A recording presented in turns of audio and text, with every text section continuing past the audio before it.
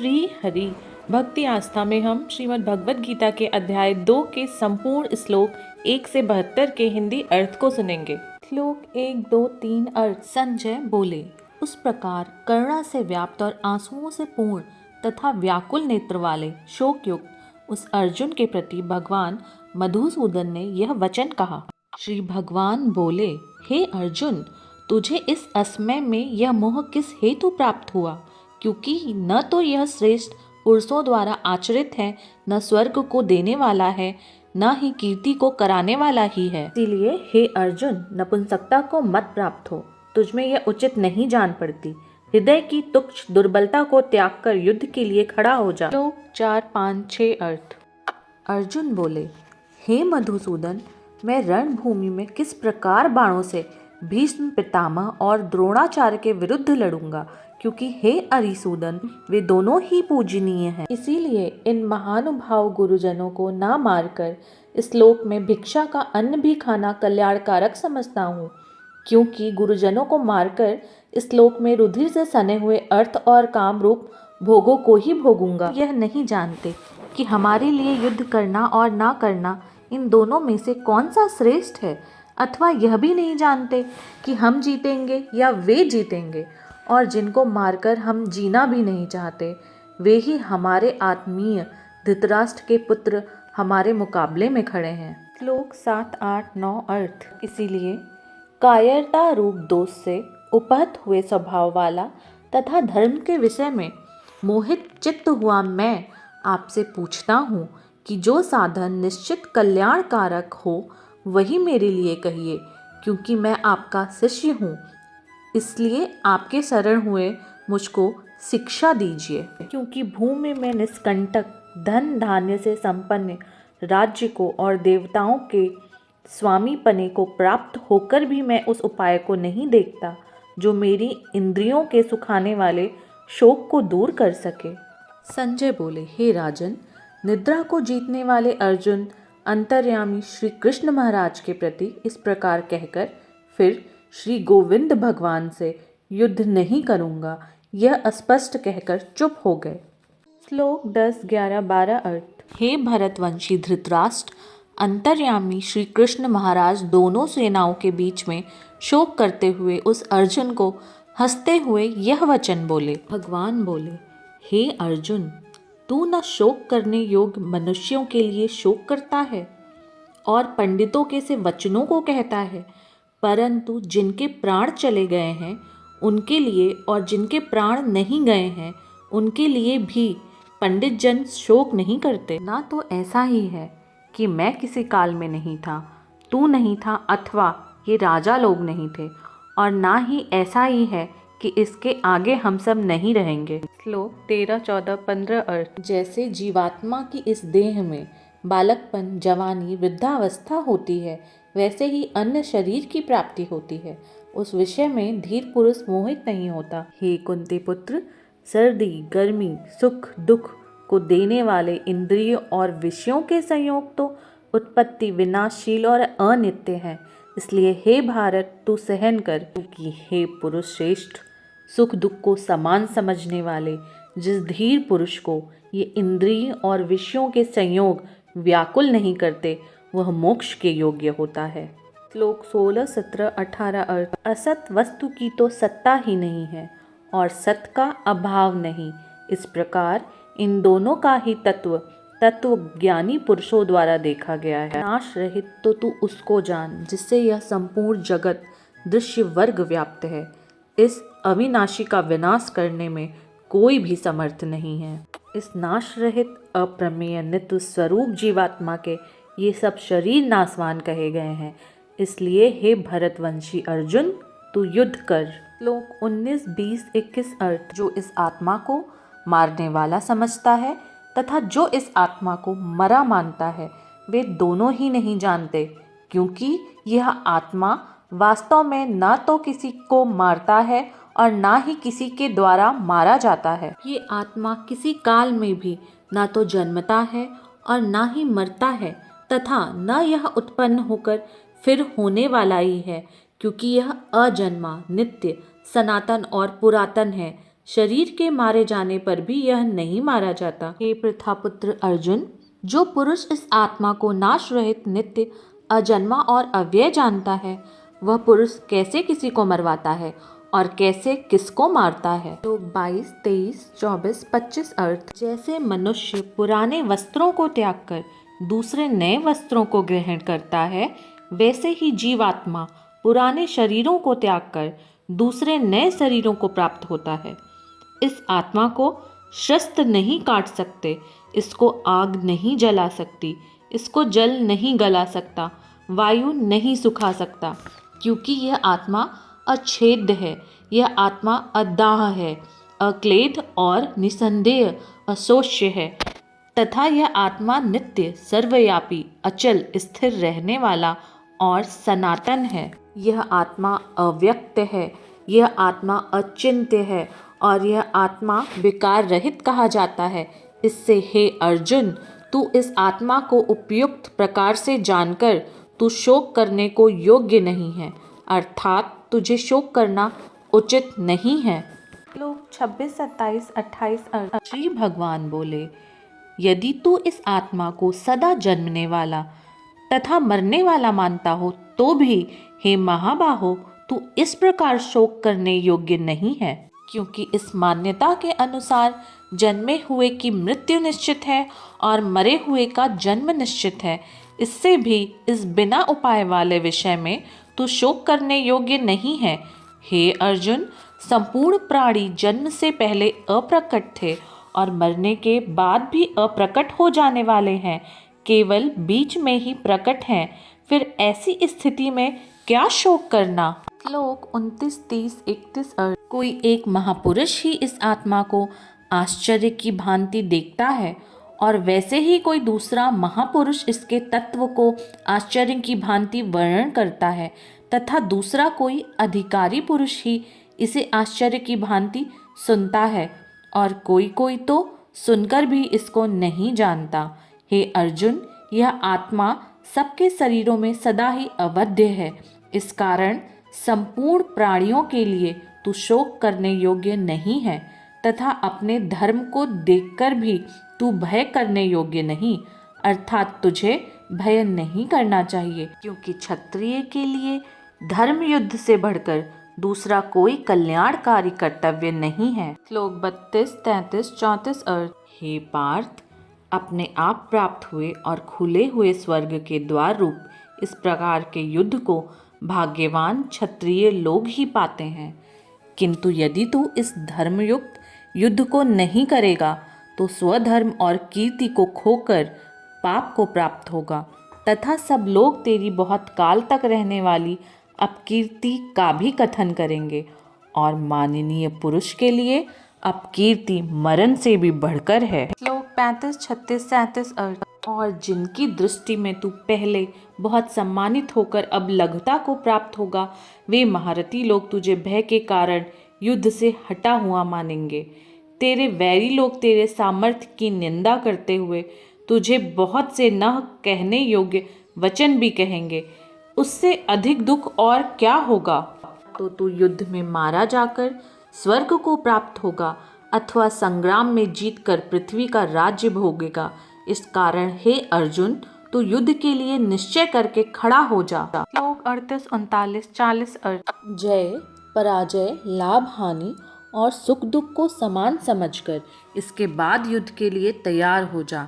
इस प्रकार युद्ध करने से तू पाप को नहीं प्राप्त होगा। हे पार्थ, यह बुद्धि तेरे लिए ज्ञान योग के विषय में कही गई और अब तू इसको कर्म योग के विषय में सुन।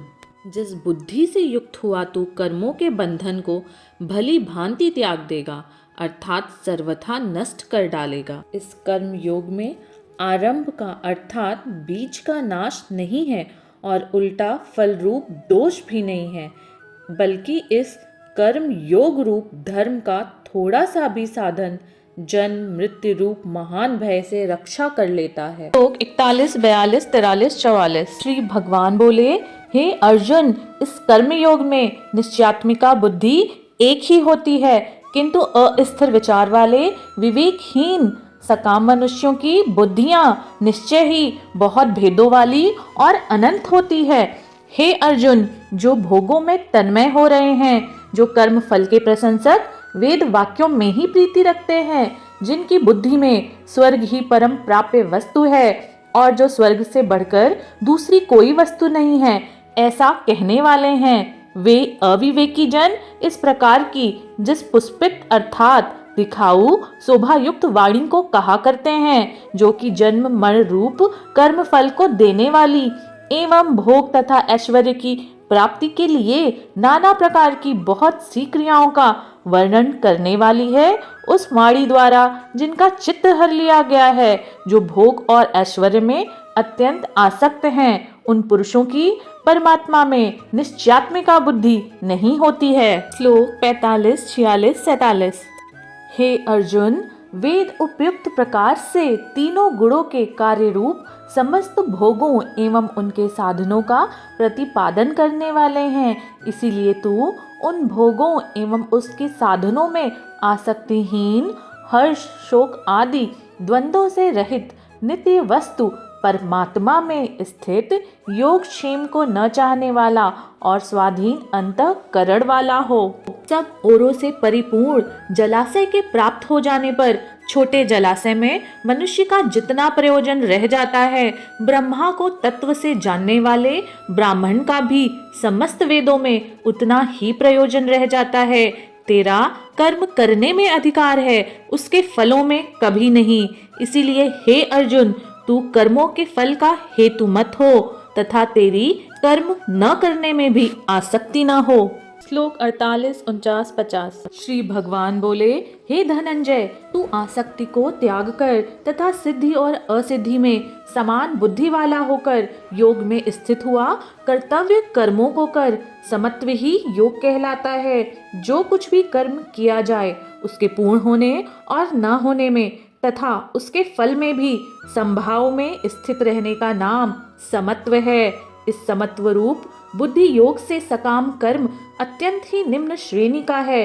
इसीलिए हे धनंजय, तू समबुद्धि में ही रक्षा का उपाय ढूंढ, अर्थात बुद्धि योग का ही आश्रय ग्रहण कर, क्योंकि फल के हेतु बनने वाले अत्यंत दीन हैं। समबुद्धि युक्त पुरुष पुण्य और पाप दोनों को इसी लोक में त्याग देता है, अर्थात उनसे मुक्त हो जाता है। इससे तू स्वमत्व रूप योग में लग जा। यह समत्व रूप योग ही कर्मों में कुशलता है, अर्थात कर्म बंधन से छूटने का उपाय है। श्लोक 51, 52, 53। क्योंकि समबुद्धि से युक्त ज्ञानी जन कर्मों से उत्पन्न होने वाले फल को त्याग कर जन्म रूप बंधन से मुक्त हो निर्विकार परम पद को प्राप्त हो जाते हैं। जिस काल में तेरी बुद्धि मोह रूप दलदल को भली भांति पार कर जाएगी, उस समय तू सुने हुए और सुनने में आने वाले इस लोक में और परलोक संबंधी सभी भोगों से वैराग्य को प्राप्त हो जाएगा।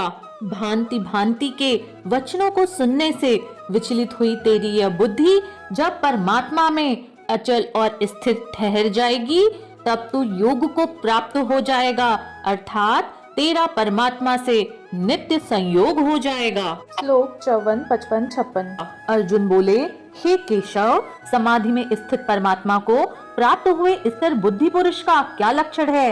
वह स्थिर बुद्धि पुरुष कैसे बोलता है, कैसे बैठता और कैसे चलता है? श्री भगवान बोले, हे अर्जुन, जिस काल में यह पुरुष मन में स्थित संपूर्ण कामनाओं को भली भांति त्याग देता है और आत्मा से आत्मा में ही संतुष्ट रहता है, उस काल में वह स्थिर प्रज्ञ कहा जाता है। दुखों की प्राप्ति होने पर जिसके मन में उद्वेग नहीं होता, सुखों की प्राप्ति में जो सर्वथा निष्प्रिय है, जिसके राग भय और क्रोध नष्ट हो गए हैं, ऐसा मुनि स्थिर बुद्धि कहा जाता है। श्लोक 57, 58, 59, 60। श्री भगवान बोले, जो पुरुष सर्वत्र स्नेह रहित हुआ, उस शुभ या अशुभ वस्तु को प्राप्त होकर भी ना तो प्रसन्न होता है और न द्वेष करता है, उसकी बुद्धि स्थिर है। कछुआ सब ओरों से जैसे अपने अंगों को समेट लेता है, वैसे ही जब यह पुरुष इंद्रियों के विषयों से इंद्रियों को सब प्रकार से हटा लेता है, तब उसकी बुद्धि स्थिर है, ऐसा समझना चाहिए। इंद्रियों के द्वारा विषय को ग्रहण न करने वाले पुरुष के भी विषय तो निवृत्त हो जाते हैं, परंतु उनमें रहने वाली उनकी आसक्ति निवृत्त नहीं होती। परंतु स्थिर प्रज्ञ पुरुष की तो आसक्ति भी परमात्मा का साक्षात्कार करके निवृत्त हो जाती है। हे अर्जुन, आसक्ति का नाश न होने के कारण ये प्रथम स्वभाव वाली इंद्रियां यत्न करते हुए बुद्धिमान पुरुष के मन को भी बलात् हर लेती हैं। श्लोक 61, 62, 63। इसीलिए साधक को चाहिए कि वह उन संपूर्ण इंद्रियों को वश में करके समाह चित्त हुआ मेरे परायण होकर ध्यान में बैठे, क्योंकि जिस पुरुष की इंद्रियां वश में होती हैं उसकी बुद्धि स्थिर हो जाती है। विषयों का चिंतन करने वाले पुरुष की उन विषयों में आसक्ति हो जाती है। आसक्ति से उन विषयों की कामना उत्पन्न होती है और कामना में विघ्न पड़ने से क्रोध उत्पन्न होता है। हे अर्जुन, क्रोध से अत्यंत मूढ़ भाव उत्पन्न होता है। मूढ़ भाव से स्मृति में भ्रम हो जाता है। स्मृति में भ्रम हो जाने से बुद्धि अर्थात ज्ञान शक्ति का नाश हो जाता है और बुद्धि का नाश होने से पुरुष अपनी स्थिति से गिर जाता है। श्लोक 64, 65, 66। परंतु अपने ही अधीन किए हुए अंतःकरण वाला साधक अपने वश में की हुई राग द्वेष से रहित इंद्रियों द्वारा विषयों में विचरण करता हुआ अंतःकरण की प्रसन्नता को प्राप्त होता है। अंतःकरण की प्रसन्नता होने पर इसके संपूर्ण दुखों का अभाव हो जाता है और उस प्रसन्न चित्त कर्म वाले कर्मयोगी की बुद्धि शीघ्र ही सब ओरों से हटकर एक परमात्मा में भली भांति स्थिर हो जाती है।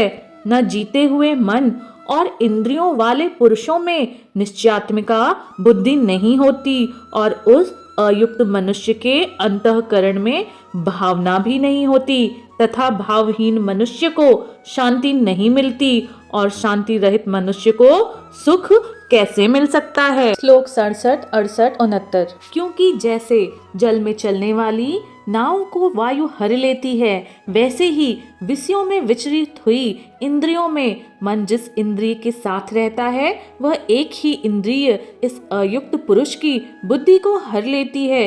इसीलिए हे महाबाहो, जिस पुरुष की इंद्रियों के विषय से सब प्रकार निग्रह की हुई हैं, उसकी बुद्धि स्थिर है। संपूर्ण प्राणियों के लिए जो रात्रि के समान है, उस नित्य ज्ञान स्वरूप परमानंद की प्राप्ति में स्थिर प्रज्ञ योगी जागता है और जिस नाशवान सांसारिक सुखों की प्राप्ति में सब प्राणी जागते हैं, परमात्मा के तत्व को जानने वाले मुनि के लिए वह रात्रि के समान है। श्लोक 70, 71, 72। जैसे नदियों के जल सब ओर से परिपूर्ण अचल प्रतिष्ठा वाले समुद्र में उसको विचलित न करते हुए समा जाते हैं, वैसे ही सब भोग जिस स्थितप्रज्ञ पुरुष में जिस प्रकार का विकार उत्पन्न किए बिना ही समा जाते हैं, वही पुरुष परम शांति को प्राप्त होता है, भोगों को चाहने वाला नहीं। जो पुरुष संपूर्ण कामनाओं को त्याग कर ममता रहित और अहंकार रहित हुआ विचरता है, वही शांति को प्राप्त होता है।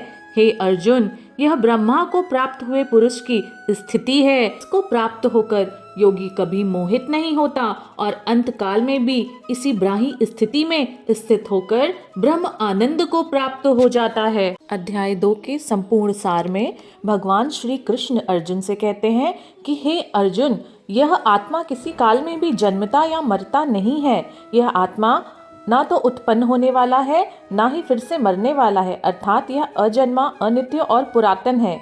यह शरीर के मरने पर भी नहीं मरता। इसीलिए हे अर्जुन, तू किन लोगों के मृत्यु पर शोक प्रकट करेगा? अर्जुन, मोह और भय से बाहर निकल। अर्जुन, तूने इस समय खुद को युद्ध की आशाओं से बांध रखा है। उन आशाओं का त्याग कर दे, क्योंकि यदि तू उन आशाओं और मोह और भय का त्याग नहीं करेगा तो तू अपकीर्ति को प्राप्त होगा। इसका अर्थ भगवान यह समझाते हैं, तुम्हारे सामर्थ्य की निंदा होगी। तुम गांडीवधारी अर्जुन हो, तुम्हें धर्म के पक्ष में यह युद्ध करना है, अपने कर्तव्य कर्म को निभाना है, पर तुम मोह और अज्ञान वश इस युद्ध से पीछे हट रहे हो, जो कि उचित नहीं है। श्री भगवान कहते हैं, इसीलिए हे अर्जुन, हर प्रकार की आसक्ति और आशाओं को त्याग कर दो और समान बुद्धि वाले होकर के खुद के मन को योग में स्थित करते हुए अपने समस्त कर्मों को करो, क्योंकि यही संभाव है और ये संभाव को समत्व योग कहते हैं।